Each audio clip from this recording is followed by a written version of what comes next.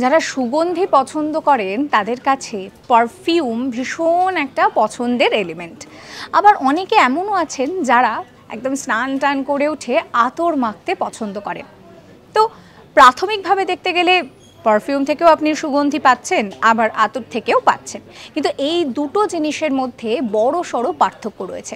পার্থক্যগুলো কি কি রয়েছে জানেন?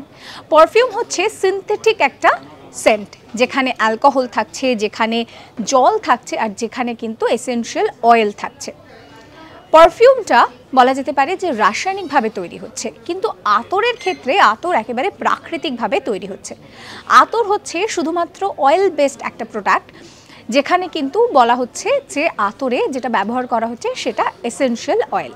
পারফিউম আপনি চাইলে ত্বকে লাগাতে পারেন, চাইলে আপনি জামায় স্প্রে করতে পারেন, কিন্তু আতর আপনাকে সবসময় স্কিনেই লাগাতে হবে। আর যেহেতু পারফিউমের ক্ষেত্রে আমি যেটা বললাম যে অ্যালকোহল থাকছে এবং বেশ কিছু এই ধরনের যৌগ থাকছে, যার জন্য পারফিউমটা সিনথেটিক হয়, মাঝে মাঝে স্কিনের ক্ষেত্রে একটু সমস্যা হতে পারে। আতরের ক্ষেত্রে যেহেতু এটা পুরোপুরিভাবে প্রাকৃতিক, তাই জন্য সেইভাবে স্কিনের কোনো সমস্যা হওয়ার কোনো চান্স নেই। এরকম সমস্ত কন্টেন্টের জন্য সাবস্ক্রাইব করতে ভুলবেন না আজ তাক বাংলার ইউটিউব চ্যানেলকে।